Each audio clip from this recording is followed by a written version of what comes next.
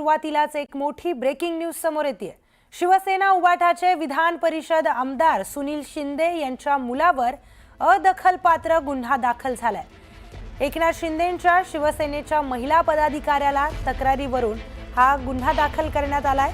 तर सिद्धेश शिंदे यांनी वरळीतील नारळी पौर्णिमेच्या वेळी झालेल्या गर्दीमध्ये या महिला पदाधिकाऱ्याला धक्का मारल्याचा आरोप करण्यात आलाय। तर संबंधित तक्रारदार महिला केईएम रुग्णालयामध्ये सध्या उपचार घेत आहे। तर यावरून आदित्य ठाकरे यांनी देखील एकनाथ शिंदेंना टोला लगावलाय।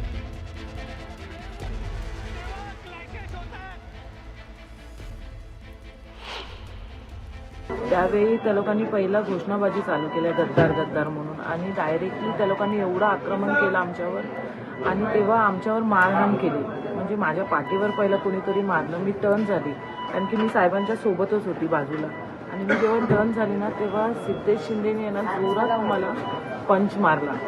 तो पंच मारल्याने मला काही सुचलंच नाही। तर आमदार सुनील शिंदे आपल्या सोबत जोडले गेलेले आहेत। सुनील जी, अतिशय गंभीर आरोप आपल्या मुलावर होत आहेत। महिला पदाधिकारी म्हणतात की त्यांनी धक्का मारला काल जे काही झालं वरळीमध्ये, आपली प्रतिक्रिया? वरळीमध्ये काल जे काय प्रकार झाला आहे असं आहे की त्या वरळीमध्ये वरळी कोळीवाडा गावामध्ये काल नारळी पौर्णिमेच्या दरवर्षाप्रमाणे कालही आम्ही त्या ठिकाणी गेलो होतो। आदित्य होते होतो, गर्दी होती कार्यकर्त्यांची, तिकडच्या गाड्यांची गर्दी होती, अरुंद रस्ते आहेत, अरुंद गल्ले आहेत।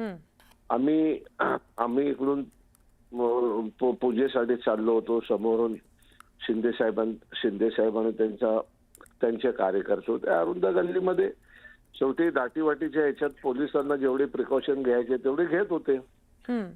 त्याच्यामुळे त्यांचे कार्यकर्ते त्या गल्लीत त्यांच्या ठिकाणाहून पुढे जात होते, आमचे कार्य आमच्या पुढून जात होते।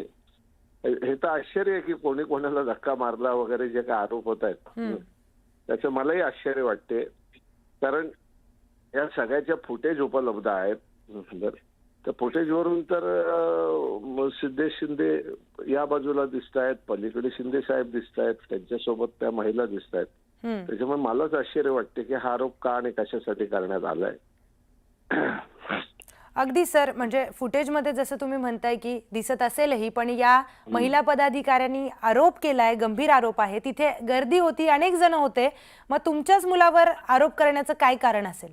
आता आम्ही सगळेच त्या ठिकाणी होतो, आता त्यांना माहिती त्या आरोप करण्याचं काय। आता याबद्दल पोलीस प्रकरण आहे, चौकशी करतील पोलीस, त्याच्यातले सत्य तर ते पडताळून पाहतील। सत्य असेल तर आम्ही परिस्थितीला सामोरे जाऊ, असत्य असेल तर आम्ही त्याच्या विरुद्ध जे काही कायदेशीर लढायचे ते लढू। निश्चितच सर। तर तुमच्याकडून आता या संदर्भामध्ये काय प्रतिक्रिया असणार आहे? जो काही कायदेशीर लढा असेल तो तुम्ही लढणार? जे काय आता आहे पोलीस प्रकरण आहे, मी काय सांगणार आता, जसं काय पोलिसांच्या मूव असेल पोलिसांची याच्यामध्ये, त्या पद्धतीने शेवटी आपण न्याय प्रक्रियेवरती विश्वास ठेवणारी माणसं आहोत, त्याच्यामुळे जे काय असेल ते न्याय प्रक्रियेत होऊन जाईल। अगदी सर। त्या महिला पदाधिकाऱ्यांकडून जाणून बुजून तुमच्याच मुलाचं नाव घेण्यात आलं असं काही आहे का? आता मला तेच आश्चर्य वाटते की आम्ही एका बाजूला मध्ये पोलिसांची साखळी आहे, पलीकडे ते आहेत, आणि मी स्वतः तिथे आहे, अन्य कार्यकर्ते आहेत, मग ह्याचंच नाव का घेतलं हाच मला पडलेला प्रश्न आहे।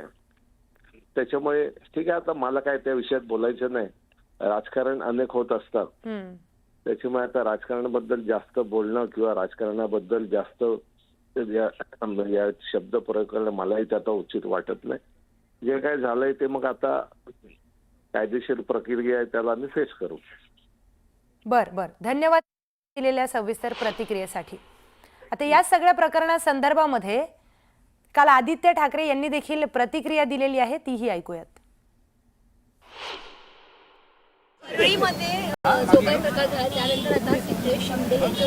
आता काल तुम्हाला पण माहिती आहे, तुम्ही पण तिथे असाल, काल मध्ये आमचे सगळे पोलीस होते, तर या खोट्या तक्रारी आणि रडगाणं हे एकनाथ शिंदेंनी बंद करावं। सर्वात त्यांचं सरकार आहे, ते अर्बन नक्सल म्हणून पण गुन्हा दाखल करतील आमच्यावर, पण एकनाथ शिंदेंनी हे सगळं बंद करावं। रडगाणं आहे, हा रडीचा डाव चालतो, आणि तुम्ही पण पाहिलं असेल 4 कॅमेरे अँगल होते तिथे, आम्ही शांत करत होतो, तुम्ही सगळीच होता तिथे, मध्ये पूर्ण पोलिसांची भिंत होती, पण एवढी भीती असेल तर यायचंच का मग?